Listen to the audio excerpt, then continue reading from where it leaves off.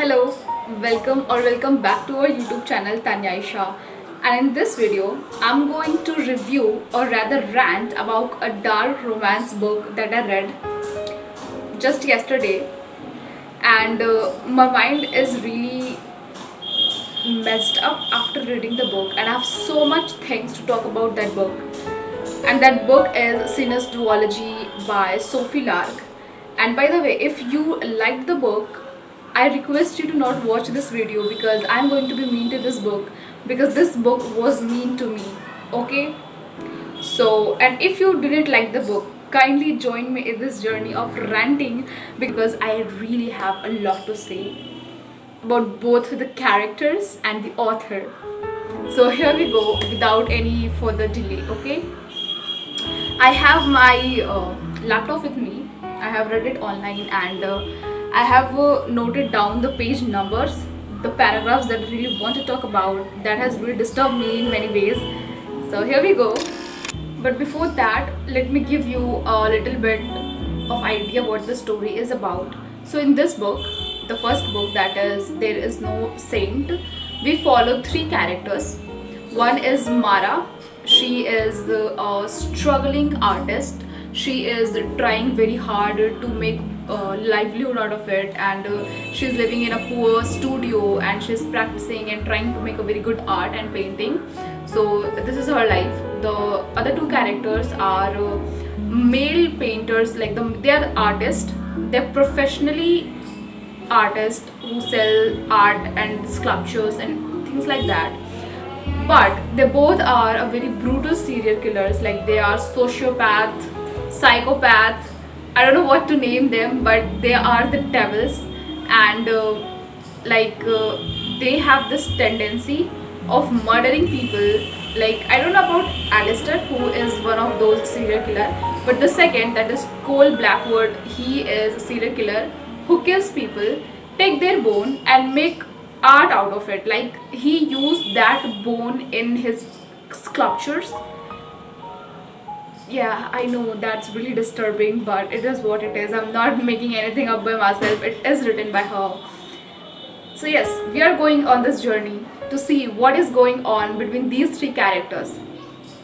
What basically happens is that Mara caught the attention of Alistair, who is rival with Cole. Like, Cole and Alistair are rival enemies, and like, they're very famous, but they are against each other. So if you like stories filled with stalking, utter possessiveness, kidnapping, murdering, then this book is perfect. And let's start with the book. So this book is start with a party where Mara, Cole and Alistair has attendance. Okay, they are attending that party, and it is about painting auction. Like, the auction of paintings is going on, and Alistair has won that. Okay, but since there is rivalry between Alistair and Cole, Alistair saw that Cole is looking at a particular woman who is none other than Mara, who has intrigued his interest because of something. Okay, and to spite Cole up, Alistair goes and kidnap Mara in the second book. Sorry, just in the second chapter, Alistair go and kidnapped her, take her to an abandoned place, do something very nefarious with her body, slit her wrist, leave her just like that, because in that state it was like an offering as a gift to Cole to spite him up. Okay, it was just like that. Like you are just kidnapping a woman just to spite someone. It's so serious, serial killer motive. Okay, and what happened is that our main protagonist, that is Cole Blackwell, is walking the same street where Mara is abandoned, and she's just lying there bleeding in front of him, and all he do is to stare at her, mock her with his eyes, and just went up to his work. Like, he just leave her just like that, just dying. And he did say something. I really want to now start with what I really didn't like about the book. Okay, so I'm starting with page 115. Okay, so they were talking like he was saying, it's Cole who is saying this, that I don't kill women typically. This is not out of any pity moral constraint. It's just too fucking easy. I'm going to let this slide for now, okay? Just for now. I could overpower either of these women like they were small children. Where is the challenge? The sense of accomplishment. Like, you're really romanticizing this guy who is talking shit about women just like that. Stop. What's this? The bar is really low, my ladies. The bar is really low here. Now, okay, it's fine. We're just gonna let it slide. I really hope ki aage the book will improve itself, okay? Since it is dark romance, I'm really letting it slide because it is dark romance, okay? No other justification. So just like that, we are reading, and we are reading. Nothing is happening. Like, after some time, Gold discovered that Mara is not dead and she has survived somehow, and that further intrigued his interest in her. And then we are on page number 74, and he is saying that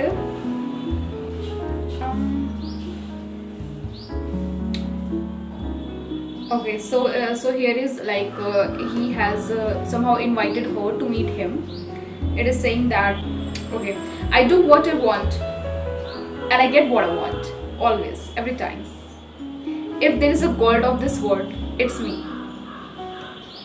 But even Jesus found mortals interesting from time to time. I desire to see Mara again, to speak to her. I want to manipulate her and see how she reacts. And if I want something, then it means it's good. Do you see how obnoxious he is? Like, how arrogant and self-centered. I don't know what to say. Like, I like the characters when they are self-confident and they are like, oh, I get what I want. I do like them, okay? I like the self-confidence. I thrive for it. But this character is reminding me of Jade from Haunting Adeline, whom I equally dislike. I know this is very unpopular opinion, but I do not like Haunting Adeline. Surprise! And there are my reasons for it. And let's not talk about Haunting Adeline in this video. I'll definitely make a video dedicated to just that book, but not this time, okay? Moving on to page 77. And this whole thing that he entering her room, doing things with her clothes, it's just so creepy. It's really creepy. Like, reading these things just reminds me why I do not like dark romance as a genre, okay? It's not that every book is like this, but it really, if things like this happens, it's just so disgusting.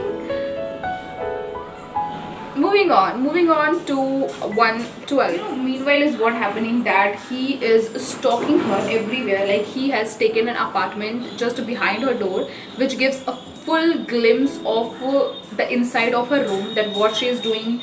Like, he is keeping an eye on her 24/7, and that is really, like, is making him Whoa! screaming that victims are the one we should blame, according to Sophie Lark, okay? So the paragraph go like, there is no limit of predators in the world, I hiss, and no lack of damaged gifts to attract them. Like, I doubt this is the first time some man honed in on those bitten raw nails and that flinch when anybody gets near you. Just the scars on your arm are billboards screaming, I like to hurt myself, come hurt me too. Do you know what this is about? Like, he is saying that if someone is cutting their wrist or anything, they are screaming to the world that please hurt myself too. It is, like, saying that the victim is the one to be blamed, to be held guilt of. Like, the victim is the real culprit. Sophie is saying that.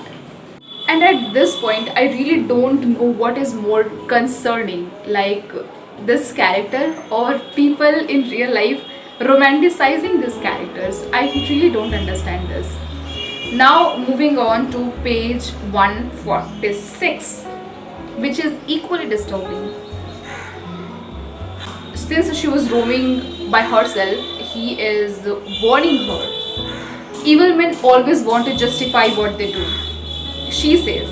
And it's not by telling you all their reasons. No, they want to push you and bend you and break you until you snap, until you do something you thought you would never do, until you can't recognize yourself, until you are as bad as they are, and how to justify themselves by trying to make you the same as them. And my girl, I really want to say that all of these things that you're telling to him, this is what the summary is, because she end up becoming just like him. I really feel bad for you, Mara. I really feel bad for you, because you are portrayed as a victim in this whole book and you are doing nothing but you are worshipping that man like he's a god. Like, she is. Some of the female protagonists, I'm telling you, are as dumb as just like them. They do not use their mind. They think that if this person is giving me even this much respect, then this is love. I don't know what it is, what they are seeking in them, but it is really disturbing. You know, there is one instance in this whole book, I could not find it, but I'm recalling it just now, when where she was reading Dracula, and she was like, all princes, like all the girls do not dream about some prince charming and all that. Some girls just like me love Dracula things and black things, and they do love such things. Like, she was telling something like that. I don't know. I don't like. I am also a girl who is reading this stuff and who is equally reading like the contemporary romance stuff. But I am really in practical life. We all are really living in a practical life. We do not really justifying our actions like this by saying that all girls do not like, you know, good things. Like, some people do like doing bad things and some unjustified things. I really do not understand these characters, like, honestly. Moving on. Okay, moving on to the page 154, when there was another auction going around, okay, jahan pe she has submitted her painting, and Cole has said her ki we'll go together, but she arrived there by herself, and now he's storming in the party, and it goes like, I shove my way, like Cole is saying, I shove my way through all of them, seizing her by the arm, snarling her into face. How dare you not wait for me? Is this sounds romantic to you? Like, is this caveman language sounds romantic? What I want to say is that Cole is the biggest red flag of all the characters that you'll ever meet. And this is not, you know, this is not a romantic thing, okay? This is not a possessiveness that you think it's cute or something. This is really toxic. Like, he is toxicity, okay? Moving on to page 156, which is about the same thing that's going around, when he says that don't you ever keep me waiting. Like, he's warning her that agar tumne mere ko kabhi wait kara diya, then you will see. Mara, instead of, you know, like being, you know, like, and then he seizes her by arm and begins the forceful process of parading me in front of every single influential person in the room. Mara, darling, what are you waiting for? Like, you really think that he is your protector? Like, by caging you, he's protecting you? You need this, darling. You need this, okay? And the most, you know, like, the thing is that this book is written in 2022, and still these things are going around and no one is questioning it, and there are people on it. I'm not saying that if you are liking this book that, oh my god, it's something bad, or what, how can you like. I'm just saying that this is a wrong portrayal. This is not a romance book, okay? This is a horror. This is horror. This should not be romanticized or generalized in any way. I'm just saying that, please. Like, is any of these things is sounding romantic to you? Because if it does, then my darling, you really need to see how gentleman really seems like. Okay, yes, this character in itself is biggest red flag, and I don't know how people are liking him in real life. Like, they're on YouTube channel, they're saying that, oh my god, it's so good. Like, does someone caging you and manipulating you and ordering you around is a good thing? Like damn, like I don't know what are the standards now, but this is nowadays like women's, we are here to raise our standards. This, and I'm saying that if you like this book, it's not a bad thing. Okay, I'm not saying oh my god, how did you something like something like this? It's your choice. But all I'm saying is that let's not generalize and romanticize such characters who are epitome of horror. Okay, he should be put in jail just for these things what he's doing. Okay, next instant that I want to go is on page 173, because nothing already much is happening. He's just, you know, like caging her. Okay, so here is what happens, that when Mara wants something, and in order to express her gratitude, and she offers him something, but he insults her in some ways. So she leaves him just like that and goes in her studio that is owned by Cole, who has offered the studio to her, and record, like there was a camera placed. Another problematic thing, there was a camera placed in the hole of that window from where Cole is always watching her, and she knows this thing, and she perform an act of sexual, like she perform a sexual act with someone just to spite Cole again. Another problematic thing, but we're just gonna ignore it because it's again dark romance. Okay, so he is now very furious, and he goes like, I swung the club through the air. It crashes into the model, exploding the fine Venetian glass into a million pieces. I kept hitting the model over and over and over again, beating it, rending it, destroying it. When at last the club falls from a numb hand, the solar model is nothing but a twisted ruin, beyond recognition, utterly destroyed. I loved that piece. Sometimes you have to kill what you love.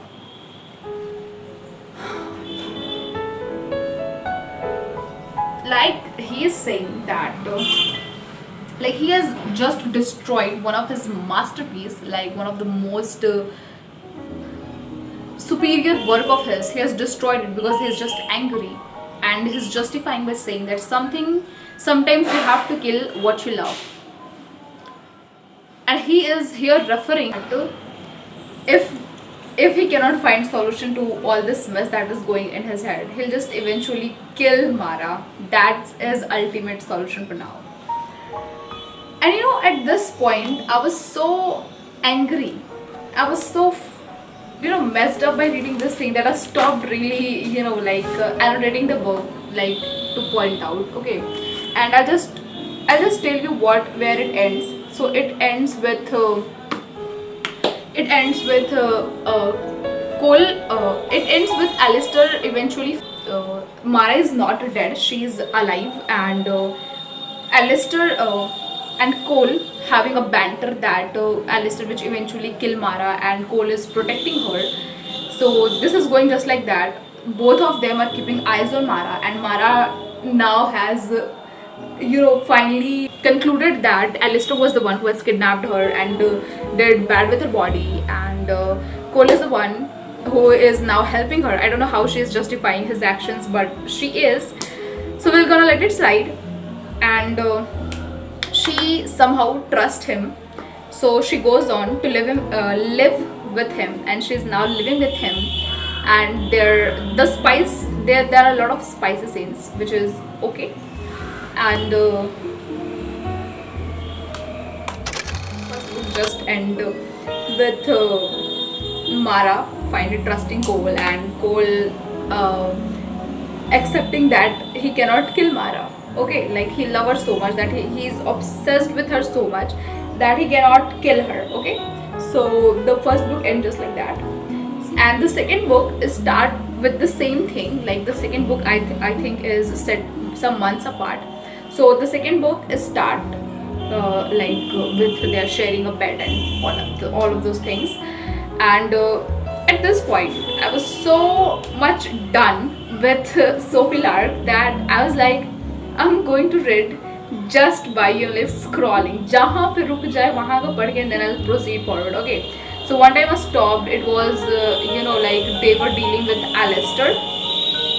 The second time I stopped, they were like dealing with their individual self, like there was some traumatic past they have, so they're dealing with that. The next time I scroll, it finally stopped at the very ending where Sophie went to meet her mother. Like her mother and her stepdad did something very nefarious to her, and she finally goes on to meet her mother, and she did add something poisonous in her drink, and she let her drink that thing, and she died on spot, and she was so satisfied with this. I still remember one time when Cole asked her that अगर मैं Alistair को तुम्हारे सामने अभी ला दूँ, will you kill him? And she was like, no, I will not. What is this, Mara? How did you end up becoming just like the serial killer you are living with? And then they roam hand in hand. Like the book just ended like that. So if you have watched till the end, I salute your resilience, man. Come on, please do comment on if you like this book. Still you do get, you can comment that what are those aspects that make you like this book, that make you give this book 5 out of 5 stars. I really do want to know, like what are those things that I am neglecting. Are we reading some different books with the same name, or are we reading the same shit? So if you have liked this video, if you have watched till end, and if you like anything about this video, please do comment in the comment section, and I'll make a it's not that I hate this genre as a whole. Like, I have no such things regarding dark romance. There are definitely some of the books that I absolutely love, and I'll definitely make a video on my favorite dark romance books. But in this video we have just these things to talk about, and I have read a lot of books after this. So that's it for today. I hope you like this video. If you do, please consider to like, share, comment and subscribe to the channel. Till then, bye, take care of yourself, and please stay away from such people, such characters. Okay, bye.